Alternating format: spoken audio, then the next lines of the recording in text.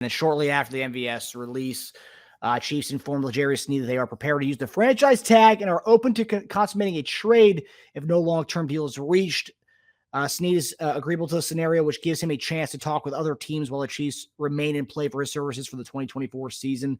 Pending league approval, a new contract for Sneed, a free agent, can be worked out as part of a trade to kick in at the start of the new league year. The source to Jeremy Fowler stressed that a trade is very much on the table. The Chiefs are expected to use the non-exclusive franchise tag, which could cost about $19 million for the 2024 season. JD, what do you think of this move and the potential of a tag and trade situation? It's business. I think that this is something that they're doing their due diligence that they have to do.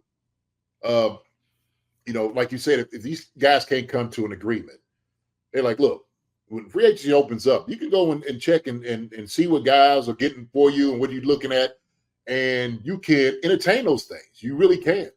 We still have the ability to tag you at this moment. And so if they talked about tagging and trading and whatnot, what can they get for L'Jarius Sneed, right? If you're sitting there and you're saying this, there's a lot of possibility, a lot of options here.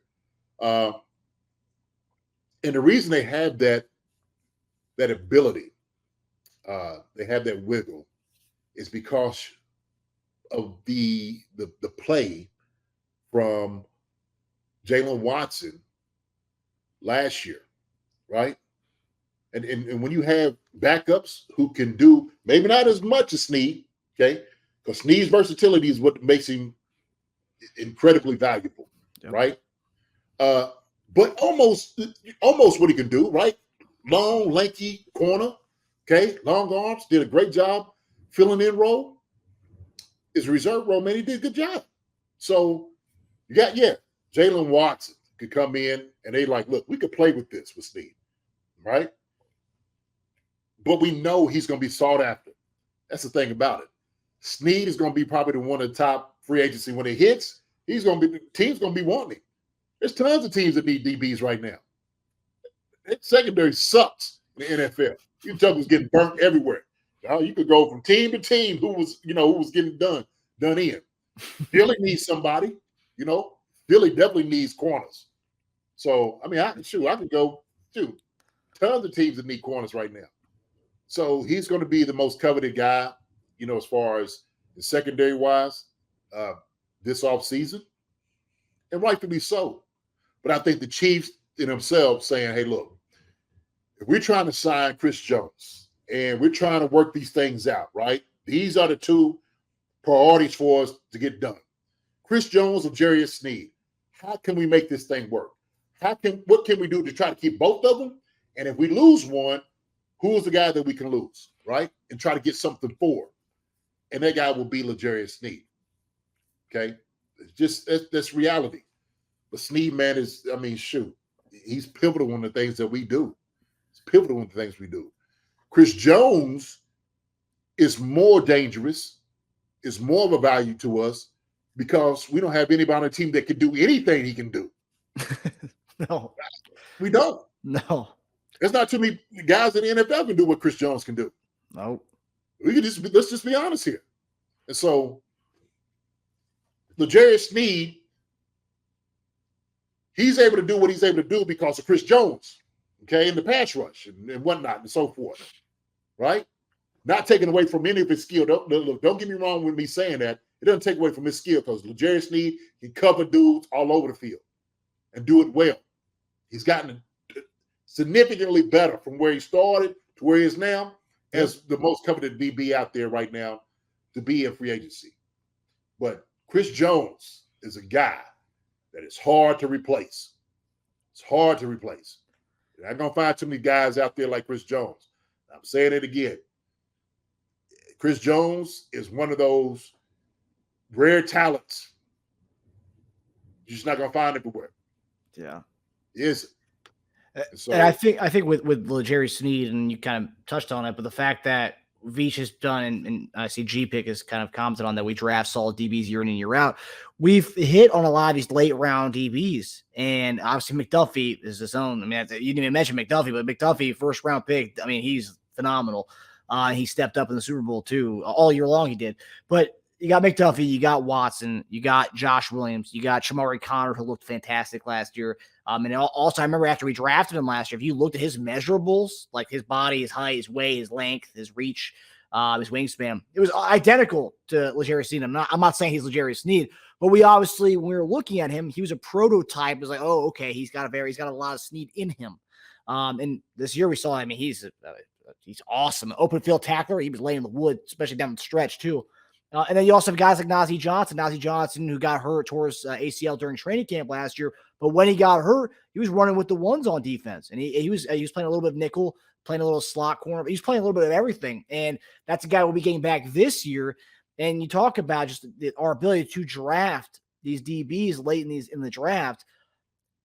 It makes Sneed kind of more of a luxury to have, not so much a necessity at that point, having hit on all these other DBs. And we talk about DT. I mean, yeah, you can't find, there's not many D linemen like Chris Jones. And you and I, we've talked about this for years. We've never been able to find a guy to even play, not to forget about replacing him. We can't even find a guy to play next to him. So what? And also, we're in one offseason, we're going to get rid of him. Then we're going to have to find 2 DTs. And we couldn't even find another guy to pair with him. So, yeah, I think yes, it's gonna suck to not have Sneed, but $19 million. So if we tag and trade him, we're gonna get that $19 million back. And we're talking $19 million of the tag action, and we're talking about $12 million from the MVS.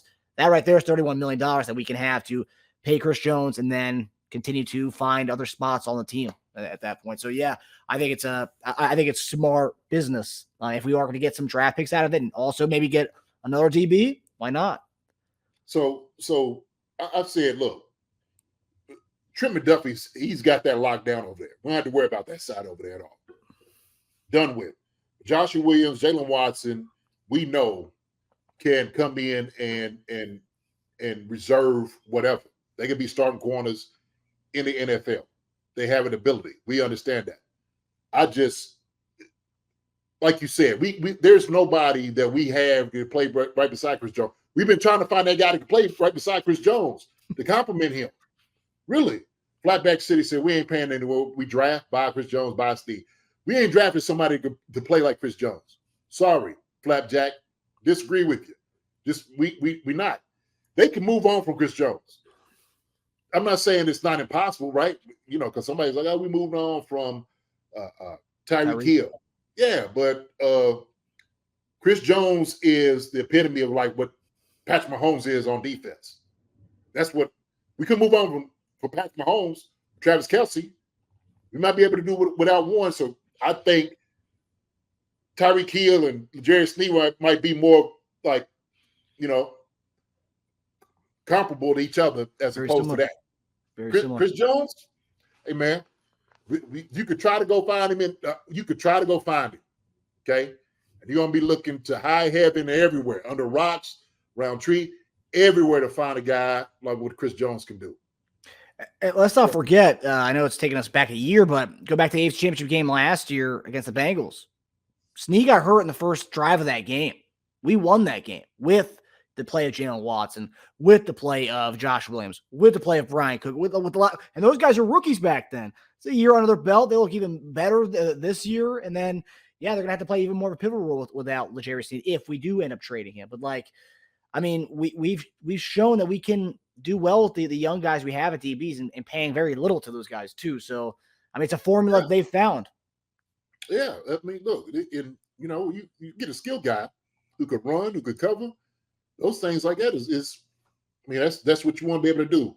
Veach has had a very good outcome with that, right? He has very good luck finding those guys. We'll find somebody else too.